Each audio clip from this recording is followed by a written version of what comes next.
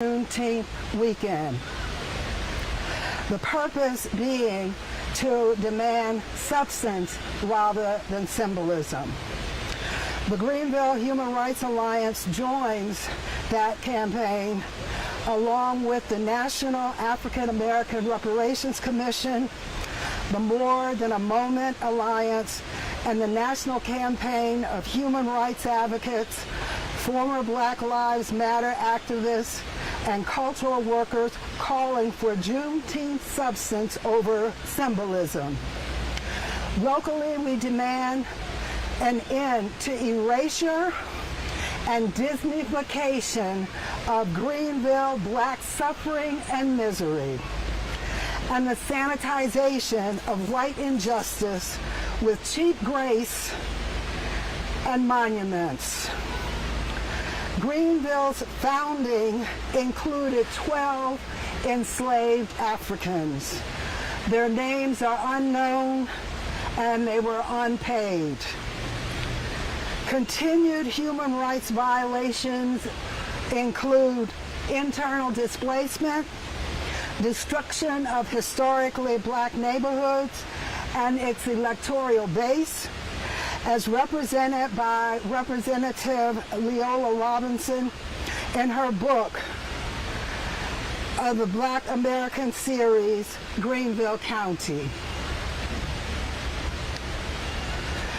The true history of Juneteenth, as reported by Minister Paul Guy of the Justice Intervention Initiative, is that on the day that General Grover appeared in Galveston, accompanied by thousands of black Union troops, the Africans formerly enslaved did not begin to party, but instead they threw down their hoes, fell to their knees, and thanked God for the deliverance for which they had paid for 200 years. This Liberty Bridge, as it's called, is here in the honor of Liberty Life Insurance. Liberty Life Insurance was built and profited from discriminatory insurance pricing practices. As late as 2002, it was involved in litigation to resist refunding or compensating the descendants of insured African Americans who have been overpriced by more than 1/3. Gentrification is but another name for redlining, predatory lending, appraisal bias, and the various forms of discrimination to which African people have been subjected for the past 400 years. Today, we demand substance, not symbolism. Reparations, not the largesse of noblesse oblige, which is not reparations. We call to your attention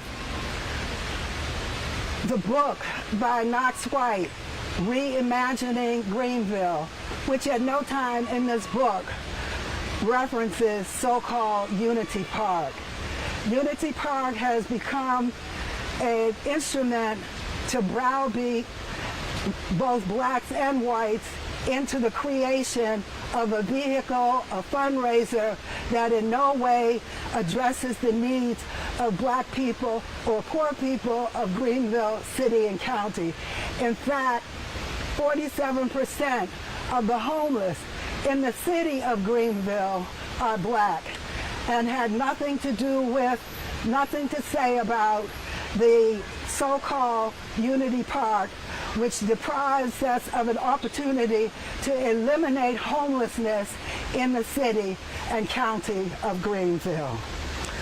We know that the 12 people who were enslaved and who were part of the founding of the city of Greenville were represented in official documents as strokes and numbers. So we will pour libations and call them by their numerical names in honor and respect and remembrance of the earliest contribution of people of African descent to Greenville.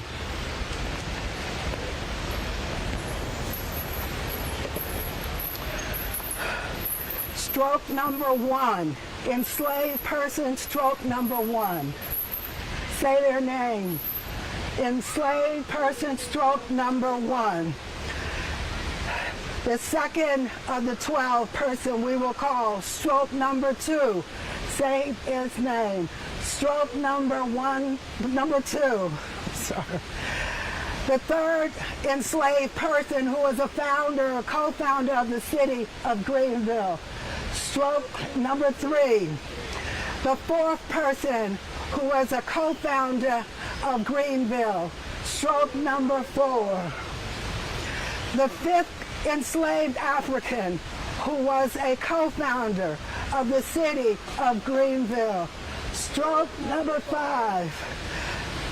The sixth person enslaved African who was a co-founder of the city of Greenville.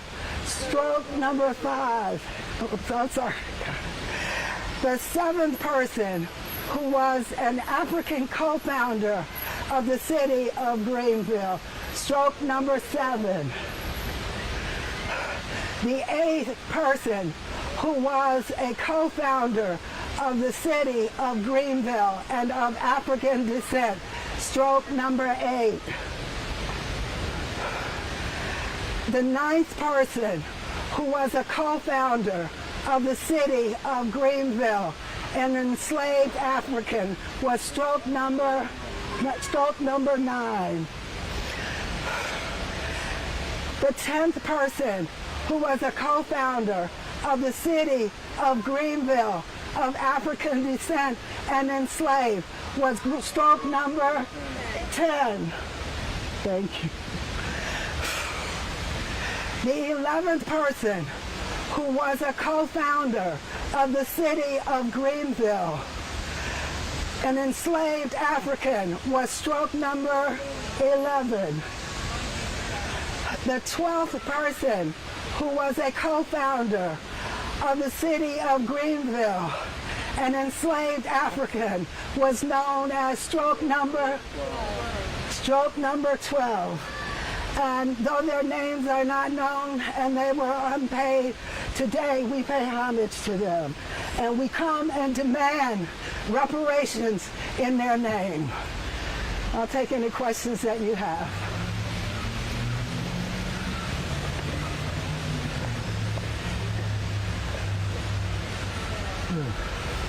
Hi, for someone interested in getting involved in your initiative, how would they go about that?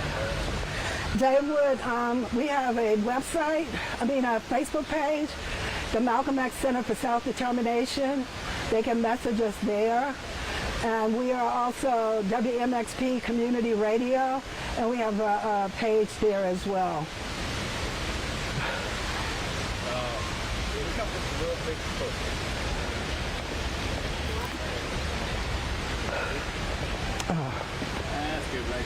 Okay.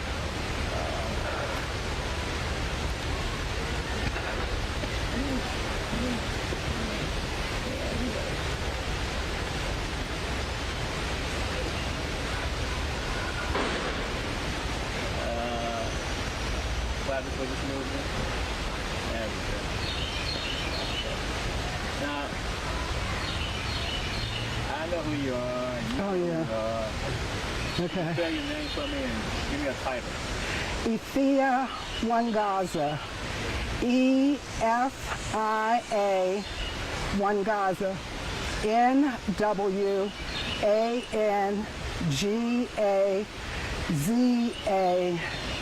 And I am the co-founder, South Carolina representative of the National Coalition of Reparations, in COBRA, National Coalition of Reparations for Blacks in America, and the founder of the South Carolina Coalition for Reparations. So tell me again, why is it important that we be here today? It is critical that we are here today at the beginning of the second national holiday observing Juneteenth, which is more properly a day for reparations, commemoration, and meditation. It is not a day for drinking and celebrating, as the fact of the matter is that the struggle has continued. We have gone from the chattel slavery to convict leasing to the current form of Jim Crow, commonly known as mass incarceration. We have nothing to celebrate. We have all to work for. Step closer. Right in the sunlight. Come one step closer. One more. Oh, right there. That looks better. Oh, okay. Okay. So what are you calling on leaders, not just Greenville, but everywhere to do? We call for an end to the erasure and the Disneyfication of Black suffering and misery. We repudiate the attempt to commercialize Juneteenth and to bring it under colonial colors, red, black, red, white, and blue. We call for an end to mass incarceration and a repeal of the prison slavery clause of the 13th Amendment, along with reparations. What you're saying, this is not necessarily a holiday. This is not a holiday. This is not a day off. This is a day on to demand respect for our ancestors and the contribution that we have made to the building of this country and the creation of the most powerful and richest country on the planet. Thank you, ma'am. Thank you. Thank you all for coming, and again, my apologies for being late. Okay, so you got my people? I won't get the people. Okay. I got them, but I'm going to get some. Stay right there, people. Don't move. They can talk if you want to ask them a question. They know why they're here. They made them signs themselves. I didn't make them.